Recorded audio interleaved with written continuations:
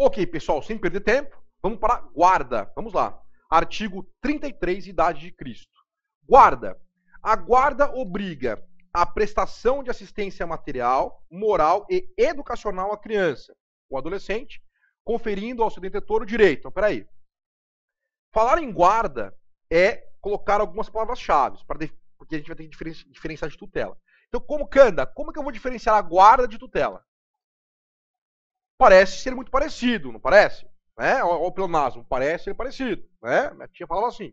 Então, como eu vou diferenciar guarda de tutela? Opa, na guarda, você pensa que assistência material, ou seja, educacional e de conteúdo, moral e educacional. Assistência material, moral e educacional é uma obrigação daquele que possui a guarda. Ponto. Não perca mais tempo. Ok? Vamos em frente. Continuando. Opa, deixa eu pegar só a parte final aqui, que é importante. Então vamos reler de novo. A guarda obriga a prestação de assistência material, moral e educacional à criança ou adolescente, conferindo ao seu detentor, tem que grifar, conferindo ao seu detentor, grifem agora, o direito de opor-se a terceiros, inclusive aos pais. Grifa isso. Ou seja, vamos supor que o pai e mãe, ou seja, a família natural, os pais natural, acabaram atingindo o menor com bitucas de cigarro. Vou pegar esse exemplo aqui, exemplo real, aconteceu com a minha mãe lá em Ourinhos. Minha mãe era cadastrada como família substituta. Certa vez chegou uma menina lá, toda cheia de bituca de cigarro. Perfeito? Chegou destruída lá. Minha mãe, então, como era cadastrada, o conselho tutelar ligou para minha mãe foi lá e pegou a criança e ficou algumas semanas com a menina. Legal. Só que durante essas semanas, os pais naturais descobriram quem era a família substituta. E começaram a ligar na minha casa. Eu tinha 12, 14 anos. Começaram a ligar na minha casa, querendo me encontrar com a menina. Minha mãe falou, não posso. Só que a mãe, ela tem um coração maior que o corpo. Minha mãe, então, resolveu conversar com os pais. E os pais provaram a minha mãe que melhoraram. Eles, então, conseguiram ganhar a minha mãe. Oh, senhora Elaine, veja, nós mudamos. Aquilo foi um acesso que nós tivemos, um desequilíbrio mental, emocional, momentâneo. Minha mãe caiu na conversa da família e falou, então tá bom. Então, o juizado não pode saber, o conselho tutelar não pode saber, e nem a assistente social. Eu vou marcar um almoço na minha casa para que vocês então possam visitar a pequena menina. Ok. Aí aparece lá o casalzinho. Nunca mais esqueço aquele dia. Tava jogando bola, cheguei suado na rua, sentei naquela sala da minha casa, tem ali como chama aquele negócio de pegar fogo no frio? Lareira. Sentei na lareira ali, o casalzinho tudo arrumadinho, externinho, né? A mãe falou, isso aqui são os pais da menina. E aí meu pai conseguiu emprego pro cara. Aí papo vai, papo vem, meu pai conseguiu emprego, fez um churrascão pro cara, não sei o que, tal. Aí, na hora de ir embora, ele falou, senhor Mistugi, também tem um grande sonho, que é uma TV 29 polegadas. Ou seja, ele tem um sonho que era uma TV 29 polegadas. Aí o pai viu que era golpe, né, produtor? Ficou pé da vida e quase um murro na cara do cidadão. Os pais, a família substituta, no caso da guarda, pode se opor a terceiros, inclusive os pais. Só não pode se opor ao juiz de direito. Exemplo que já caiu em prova. Vamos supor que o conselheiro tutelar, junto da assistente social, ok?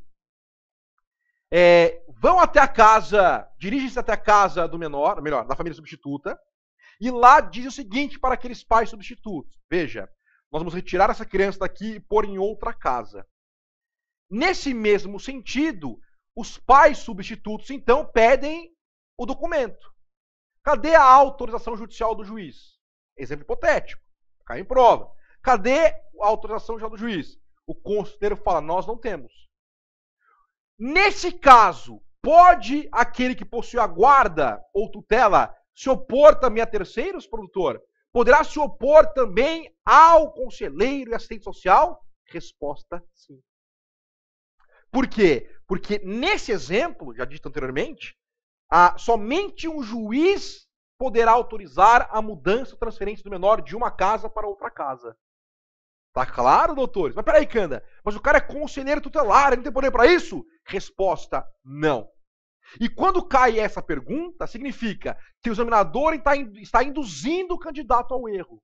Então, vou repetir. Caso chegar na residência do domicílio da família substituta, o conselheiro elfodon tutelar e assistente social, pedindo para pegar o menor e vai levar para outra casa, vai transferir para outra casa. Nesse caso, aspas, a família substituta que está com a guarda pode solicitar o documento de autorização judicial? Pode. E o conselheiro diz, não tenho. Então, mesmo assim, a família substituta poderá se opor a entregar a criança para esse conselheiro? Resposta sim. Poderá se opor, ou melhor, deverá. Ele é obrigado a se opor, mesmo o conselheiro tutelar. Tá claro isso, produtor? Porque só pode mediante ordem judicial. Ou seja, só erra essa questão quem não estuda. E a maioria não estuda e a maioria erra. Por quê, Canda? Porque é um exemplo na qual o examinador está induzindo o candidato ao erro. Tá dada a dica. Parágrafo 1º, continuando.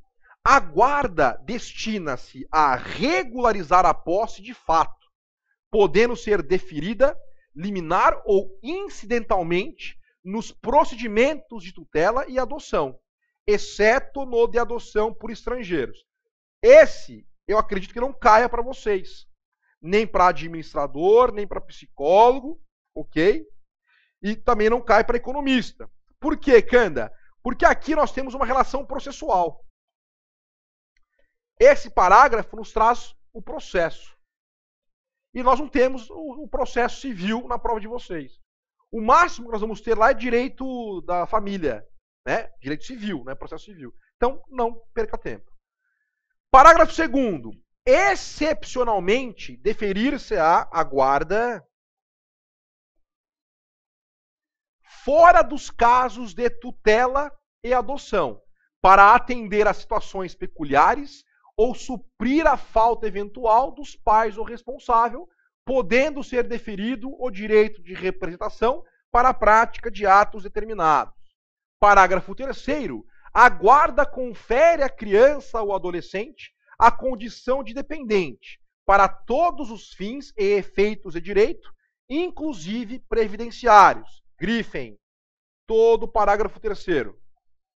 Então, a guarda confere ao menor, ok, a condição de dependente, inclusive para fins previdenciários. Como assim, Canda? Olha que bacana. Vamos supor, então, que o professor Canda prestou concurso para psicólogo do TJ Paraná ou administrador. Prestei e passei. E eu tenho sob minha guarda fulano de tal, 14 anos. Ok? Eu posso colocar como meu beneficiário essa pessoa na qual eu possuo a guarda? Resposta sim. Ou seja, o guardado, né, o menor, ele pode ser objeto ou figura passiva como beneficiário do maior que possui sua guarda. Tranquilo? Então, eu posso elencar, isso inclusive encontra-se no direito previdenciário, ok, gente? Lá na parte de benefícios, legal? Então, eu, servidor público ou não, legal? Posso inserir aquele na qual eu represento como guarda dentro da minha aposentadoria, da minha pensão, dos meus benefícios. Tranquilo, isso, produtor? Da mesma forma que meu filho, a minha filha serão beneficiários do INSS, lá do meu RGPS, por exemplo, ou do meu RPP, RGPS é o registro geral, né, gente? Ou melhor, Regime Geral de Previdência Social. E o RPP é o regime próprio de previdência. Eles poderão ser meus beneficiários simplesmente por ter um vínculo jurídico chamado guarda. Perfeito? Então aqui a doutrina entende que a guarda trata-se de vínculo jurídico. Vínculo jurídico.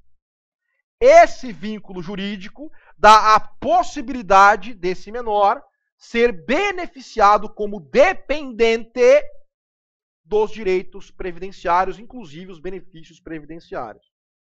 Ok. Parágrafo 4º.